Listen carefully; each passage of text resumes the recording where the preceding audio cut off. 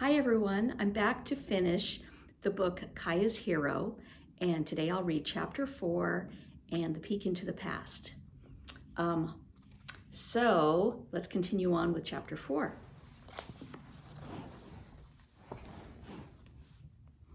Chapter 4 is called Gifts from Swan Circling. Kaya watched as Claw Necklace, Tota, and the other men saddled their horses and rode off to search for Swan Circling. Kaya couldn't believe that anything bad could have happened to her friend. She was so young, so strong. Maybe she'd fallen off her horse, and it had run away from her. Surely she was coming home on foot, and the men would soon meet up with her. In the meantime, here was her bag still hanging on the saddle horn. Kaya ran with the bag to find Bear Blanket. The medicine woman was running alone, and her baby, who lay gasping in the baby swing. Bear Blanket opened the bag and took out a handful of bark. "This is good medicine I asked for," she said. "Tots," Running Alone exclaimed. "I knew Swan Circling wouldn't fail us." Kaya dug her fingernails into her palm as she gazed down at the baby's red face and dry lips. Would blisters soon break out on her cheeks? Her people had never seen the men with pale faces, but their sicknesses had killed many Nimipu. "Tell me," she asked fearfully, "does the baby have the bad sickness that kills?" "Not that," Bear Blanket said quickly. "She has a weakness in her chest." Kaya unclenched her fists. "Will the medicine help her then?" "I'll make a healing drink with it," Bear Blanket said. "Soon she'll breathe more easily. Go rest, Kaya. There's nothing you can do now." Kaya was warm under a blanket of woven strips of rabbit fur. But she couldn't sleep. Her thoughts were with Swan Circling, who was somewhere in the darkness and the cold wind. Perhaps she'd built herself a lean-to for shelter, as Kaya had done when she escaped from the enemies. Or maybe any moment now, Swan Circling would come walking into the lodge with Claw Necklace. She had to be all right. Kaya slept fitfully. Before first light, she woke to a cold draft on her cheek. She pushed up onto her elbow. A few people were stirring in the lodge, and someone had pulled back the covering of the doorway. Had Swan Circling returned? Kaya crawled from underneath her blanket. She saw Itza leaving the lodge, a torch in her hand. Kaya pulled her elk hide robe around her shoulders, followed Itza to the door, and peeked out. The moon had already set, and the sky was turning gray. In the space between the lodges, Itza joined a group of men and women. Kaya saw Katsu, Pilaka, and other elders wrapped in their robes. Tota was speaking to them, and now she made out Claw Necklace walking toward the lodges. He carried something. Kaya blinked. Then she realized it was Swan Circling that Claw Necklace held in his arms. Kaya couldn't get her breath. No, Swan Circling would be all right. She would be. Kaya pulled her robe over her head and hid her face in it. In a moment, she felt firm hands on her shoulders. She lifted her chin and looked up into Katsa's face. In the gray early light, her grandmother looked very old and tired. "Our men found her body beside the stream," Katsa said quietly. "It seems her horse broke through thin ice and stumbled, and she was thrown off. Her head struck a boulder, and the blow killed her." She opened her arms and took Kaya into her warm embrace. Through her tears, Kaya heard Katsa's gentle voice at her ear. "She was full of light and love," Katsa said. "It's hard to let her go, but we must help her spirit journey on." Kaya walked in a daze after Swan Circling's death. She felt as if a jagged hole had been torn in her heart. Mixed in with the pain of her friend's death was another pain, one of regret. Oh, why hadn't she quickly called up the courage to tell Swan Circling everything? Now it was too late. Everyone in the village grieved and mourned for Swan Circling. They comforted each other with gentle words and tried to console Claw Necklace, too. Runners took the bad news to neighboring villages, and though it was the heart of winter, one runner volunteered to travel all the way to the big river to tell Swan Circling's family. None of Swan Circling's family lived close enough to help with the burial, so the women in her husband's family took charge of all the preparations. They got to work right away. The best hide workers took out fresh white deer hides, cleaned and unused, to make a new dress and moccasins to clothe the body. Other women prepared food to serve the whole community after the burial ceremony. Some stayed with the body, never leaving it alone, even for a moment. Kaya stayed close to Running Alone and her baby. The medicine had helped light on the water. She wasn't coughing so hard now, and she gazed up at Kaya's face when Kaya rocked the sling and sang to her. Light on the Water didn't need encouragement to sleep, though. She was still weak and listless. Even when the baby slept, Kaya kept singing the lullaby. She's the precious one, my own dear little precious one. She was sure that Swan Circling was listening. Until her body was buried, her spirit would stay close by. Kaya was gently rocking the sleeping baby when she thought she heard a canyon wren singing somewhere near the lodge. Kaya cocked her head. Was Swan Circling sending a message through a bird? Kaya went outside to look for it. Wrapped in his antelope hide, Two Hawks was standing near the lodge. He still used a stick for a crutch, but he couldn't put more weight on his leg now. He saw Kaya and limped over to meet her. When he was in front of her, he put the little flute he'd been working on to his lips. His cheeks puffed out as he played, tee-tee, the sweet, descending notes she'd mistaken for birdsong. That's a pretty sound, Kaya said. May I look at your flute? He handed it over. His face was solemn, but his dark eyes were lively. She saw that he was proud of what he'd made. The little flute had a good feel in her hands. It was well and carefully made, and Two Hawks had smoothed the wood to a gloss. Tots, she said. Good work, Two Hawks. Home Run helped me, he said. He's my friend now.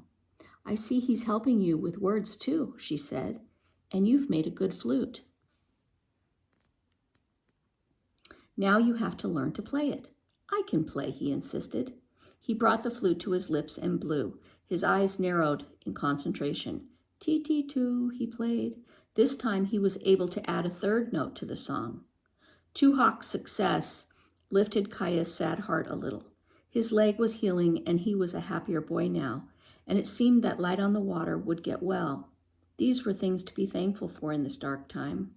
Surely Swan Circling's spirit would find comfort in these things too. Before first light on the third morning after Swan Circling's death, Tota and the other men went to the burial place on a rise above the stream to dig a grave. When they sent word that the grave was ready, everyone gathered in the faint light for the ceremony. Swan Circling's body and some of her things had been wrapped in clean hides and fresh mats and placed on a horse-drawn travois. Fighting her tears, Kaya followed with the others as the body was taken to the burial place, which faced to the east, where the sky would soon brighten. The medicine man with strong spirit powers led the way. He was a short man with a broad chest and shoulders, and he wore a fur headdress set with mountain sheep horns. At the graveside, he praised Swan Circling's strength, her unwavering courage, and her willingness to help her people. He spoke of everyone's sorrow to lose such a good woman. Then he urged her spirit to travel on. As the first streak of dawn stained the pale sky, the men placed the body in the shallow grave and covered it with another mat. First the women, then the men stepped one by one to the grave and dropped in a handful of earth. When it was Kaya's turn, she vowed silently, all my life I'll think of you. I'll strive to be like you, I promise. But Swan Circling's spirit wouldn't be able to rest until all of her belongings had been given away or burned. Because Itza had been a close friend of Swan Circling, she took charge of the giveaway. In the lodge, Itza placed all of Swan Circling's belongings on a mat. After all the people had eaten the meal the women had prepared, they gathered around the mat. One by one, Tota called them to step forward. With a few words, he gave Running Alone the mortar and pestle. Little Fawn received the digging stick, and Katsa a large parafleck. To Brown Deer he gave a pair of deerskin moccasins. He gave other women and girls Swan Circling's baskets, necklaces, shells, and hides, until there was nothing left on the mat by his feet but Swan Circling's saddle. Then Tota motioned for Kaya to come forward. She kept her gaze on her moccasins as her father spoke to her. Claw Necklace told me his wife admired your care for horses and your love of them, he said gently. He's certain she would want you to have her saddle. Katsi yow yow, Kaya murmured. Then Tota rubbed his lips with his thumb. He thought a moment. She also wanted you to have something more important than a saddle, he said. In his deep voice, Tota told how Swan Circling had recently come to him and Itza and asked to speak with them. She told us she had a dark dream, a dream of her death, he said. She wasn't frightened, but she said that if she would die, she wanted Kaya to have her name. As you know, her name was hers to give as she chose. She was fond of you, Kaya, and she spoke of your special friendship. She believed you would carry her name well. We accepted her gift to you with gratitude. Now, a very old woman lifted her head to speak. It was her job to remember how everyone was related to each other. What Kaya's father says is true, she said firmly. I was there when Kaya's parents accepted the name. I say this is so. Kaya hugged the beautiful saddle of painted wood and hide that Tota had handed her. But as she turned and walked back to her place, her mind couldn't take in the second gift of Swan Circling had given, her name. That was the greatest gift anyone could give. Kaya's thoughts rushed back and forth between gratitude and doubt. How honored she was to have been given her friend's name. But could she truly be worthy of it? And would Swan Circling have given it if she'd known Kaya's family? If only Swan Circling were here, for it seemed to Kaya that her friend was the one person who could quiet her racing doubts and fears. But Kaya was alone with her torn feelings. It wasn't until that night that Kaya could talk with her mother. Itza had heated stones in the fire and was putting them in the water basket to boil deer meat. She stirred the hot stones rapidly to keep them from scorching the basket. Kaya crouched by her side. Itza, I'm troubled about my namesake, Kaya said, careful not to say the name of the dead out loud. Itza lifted out the cooled stones with a forked stick and put in more hot ones. What troubles you, daughter? She asked. I don't think she'd have given me her name if she'd known the mistakes I've made, Kaya admitted. I never told her about my nickname or how I got myself and Speaking Rain even captive. When Itza glanced at her, Kaya saw her mother's eyes soften. But there's nothing to be troubled about, Itza said. She knew about your nickname, but she said it didn't matter to her. And she said it took great strength to leave your sister behind and that you were wise to do so. She said that to you, Kaya asked. Hey, Itza assured her. She often spoke about you. She told me she was confident that you would grow to be a trustworthy and strong. And she said you have a generous heart. Daughter, which you do. It's not time for you to use her name yet, but when the time comes, you'll know. Is anything else troubling you? Kaya pressed her lips together and shook her head. Her heart was full. She was afraid that if she spoke, she'd burst into tears of both gratitude and relief. The next morning, Kaya sat with her little brothers on her rabbit fur blanket. The twins lay on their stomachs with their chins in their hands. They were watching as she shaped and tied long pine needles to make 3 little horses. Is one of those horses for me? Wingfeather asked. If my brother gets a toy, so do I, Sparrow demanded. Don't I, Kaya? Yes, one of these horses is for you, she said, tapping Wingfeather on his nose. And one's for you, she told Sparrow and tugged his braid. Kaya put the finishing touches on the little horses and handed them to each boy. Here you are, she said. Now you can have races. Katsi, yow, yow, the twins said at the same time. They seized their toy and scampered with them to the pile of hides where other children were playing. Kaya cut a small piece of hide and tied it with a bit of fringe onto the 3rd little horse's back. There, now this one had a saddle. Then she wrapped herself in her elk robe and left the lodge without telling anyone where she was going. Since she'd awakened, she'd known what she must do. The trail to the burial place led around the sides of low hills. Bare trees cast blue shadows on the thin covering of snow. Coyotes hunting rabbits had left tracks in the snow, and she saw the wing print of a hawk that had swooped down for a kill. On the east-facing side of the hill, she turned off the trail. There were many graves here, marked with rocks. Mourners had left small gifts on them. Kaya went to the place Swan Circling was buried, and she put a little horse made of pine needles on her grave. I've been thinking about things, Kaya said softly to her friends. I want you to know I'm going to live up to your expectations and that I'm grateful for your trust and your name. But I hope to get my sister back before I use it, and maybe my horse too. I want to deserve what you've given me. I want our people to think well of me when they call me by your name. Kaya looked back at her village. In the cold, only dogs moved between the lodges. Everything was quiet, but soon family and friends would return for the winter spirit dances, and the village would be crowded again. She stood a moment more, squinting into the morning light that flooded the long, broad valley, and then she started home.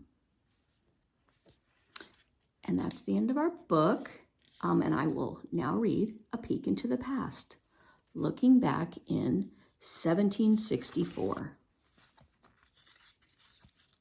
By Seiklawal, the time when the trees drop their leaves and cold and snow come to the high country, most traveling, trading, fishing, and food gathering slowed down.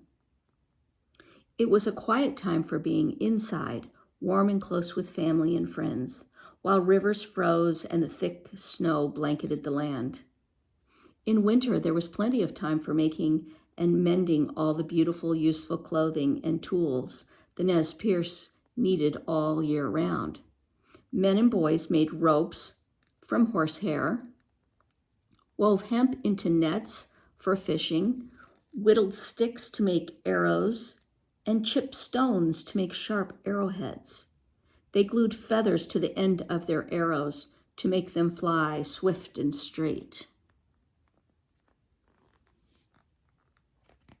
Girls and women twined the fibers of bear grass and hemp into cord, and then wove the cord into bags and hats.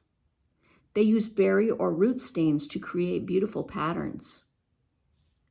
With sharp bone needles and threads of sinew, they stitched animal hides into new moccasins, shirts, leggings, and dresses for their families. It took 2 deer hides to make one dress, and Nez Perce women often kept a deer's tail as a decorative detail on the front of their dresses. Clothing was also adorned with shells, beads, and colorful porcupine quills. Girls and women softened the quills by soaking them. Then they flattened the quills and sewed them onto the animal hides. Elk teeth were the most prized adornments of all. Only the 2 front teeth of an elk were used to decorate clothing. If a woman or girl had many elk teeth sewn on her dress, it meant that she had been a powerful hunter in her family. During the winter months, most Nez Perce Men, women, and children wore warm clothes made out of thicker hides and wrapped warm robes around their shoulders. They also wore fur moccasins, leggings, mittens, and capes, and they tied pieces of fur around their necks. The Nez Perce saved much of the dried roots, berries, fish, and meat that they gathered in the warm months of winter. The village's store of food was shared by all the families, regardless of who had done the hunting or gathering. If the hunts had been successful and the harvest plentiful, the food would last the village until spring. It was rare that villages ran short of food. If they did, men sometimes went out on snowshoes to hunt deer or elk, and women searched out nourishing mosses to roast. Winter villages were nestled along rivers and streams in valleys beneath high hills that provided protection from the wind and snow.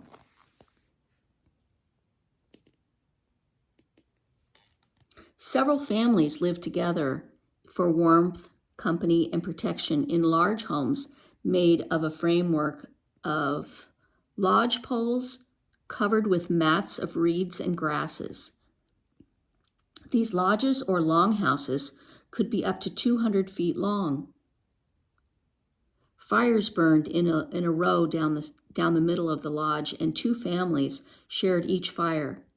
They piled their belongings and slept on soft mattresses of dried grasses and bark along the outside walls.